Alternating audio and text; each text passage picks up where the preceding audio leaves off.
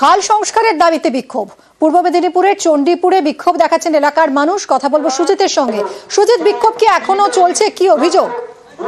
দেখো, এই যে বিক্ষোভ, তার মূল কারণ নিকাশি নালাগুলো পুরো ভরে উঠেছে পানায়, এবং তারপরে আবর্জনার যেভাবে ভরে রয়েছে তার ফলে নিকাশি বেহাল, এবং সেই বেহালের কারণেই কিন্তু এলাকার কৃষিকাজ সমস্যায় পড়ছে, এবং নিকাশির বেহাল অবস্থা যাতে দূর হয় তার জন্যই বিডিওর কাছে বিক্ষোভ। এবং তারা বেশ কিছু দাবি রেখেছেন, অতি দ্রুত সংস্কার করতে হবে, কারণ সামনেই বর্ষা রয়েছে। ভারী বর্ষার আগে যদি না সংস্কার হয় তাহলে সমস্যা হবে, এবং এই বিক্ষোভ লাগাতার দেখাবেন পরপর ধারাবাহিকভাবে যদি না কাজ হয়, এমন হুঁশিয়ারিও কিন্তু বিক্ষোভকারীরা দিয়েছেন। ধন্যবাদ।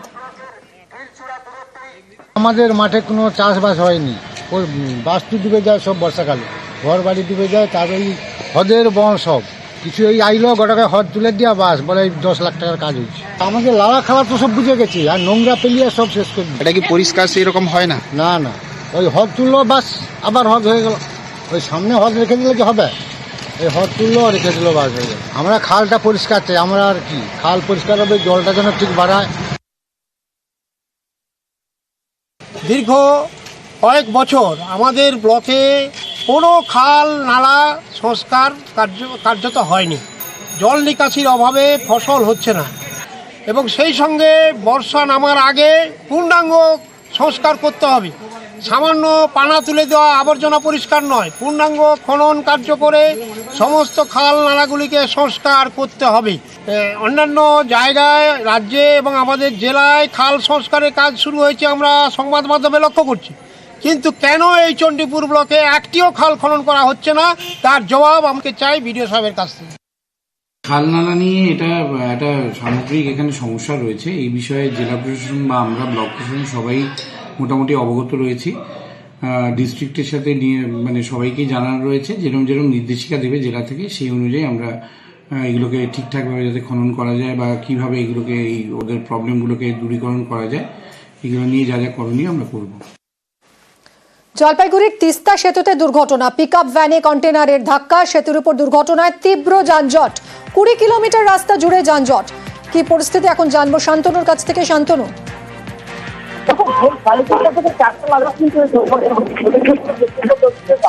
এবং এই দুর্ঘটনার ফলে কিন্তু সম্পূর্ণভাবে ক্ষতিগ্রস্ত হয়েছে সবজি বোঝাই পিকআপ ভ্যানটি, এবং একটি কন্টেনার, যেটা দাবি করা হচ্ছে যে সেটির মধ্যে গরু ছিল, সেই কন্টেনারটা কিন্তু ময়নাগুড়ির দিকে চলে যায়।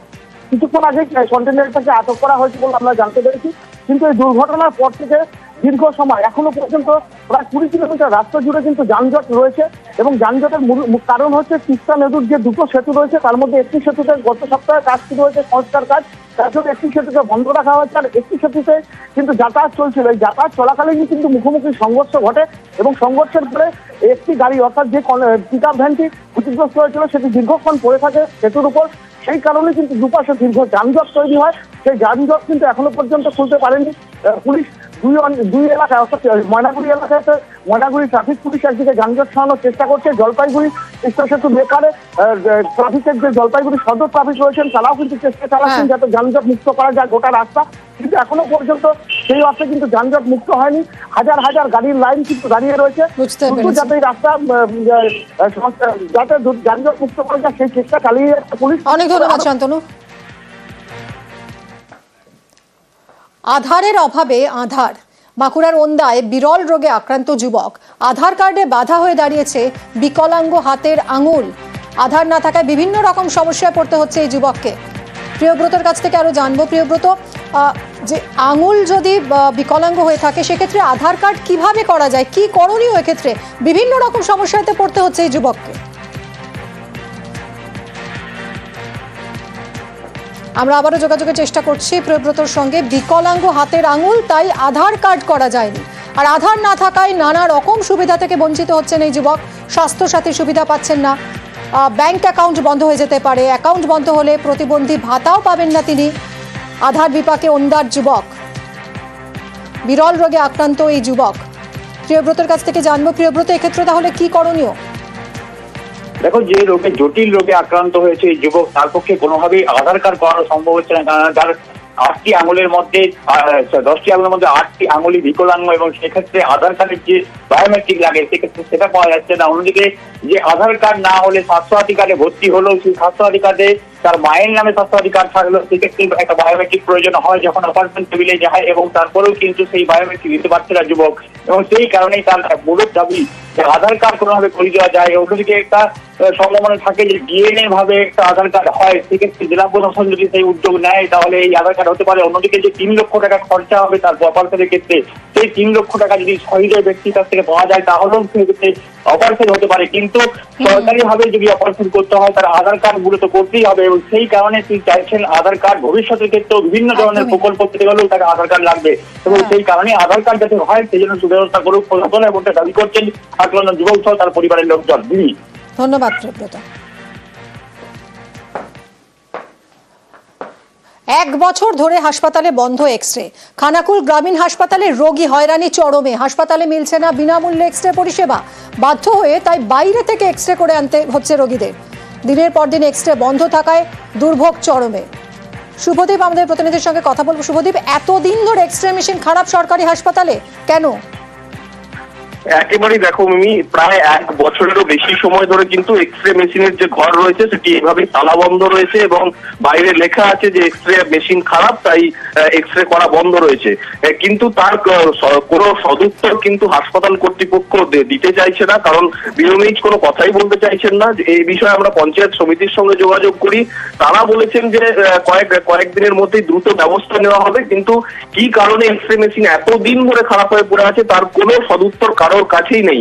এর জন্য হয়রানির শিকার হচ্ছেন গরিব মানুষ যারা সরকারি হাসপাতালে চিকিৎসা করাতে আসেন, তারা কিন্তু এক্সরে পরিষেবা পাচ্ছেন না। বাধ্য হয়ে 250-300 টাকা খরচা করে হাসপাতালের বাইরেই বেশ কিছু বেসরকারি ডায়াগনস্টিক সেন্টার রয়েছে, সেখান থেকে তারা এক্সরে করাতে বাধ্য হচ্ছেন, ফলে বিনামূল্যের যে সরকারি পরিষেবা সেখান থেকে তারা বঞ্চিত হচ্ছেন। আর এ নিয়ে কিন্তু সাধারণ মানুষ ক্ষুব্ধ। মিমি, খুব স্বাভাবিক। অনেক ধন্যবাদ শুভদীপ। রাস্তা তৈরির জন্য বরাদ্দ হয়েছে 1,32,00,000 টাকা, কিন্তু তারপরেও 2 বছরেও কাজ শুরু হয়নি। বাঁকুড়ার ইন্দাসের গ্রামে পথ ভোগান্তি চলছেই।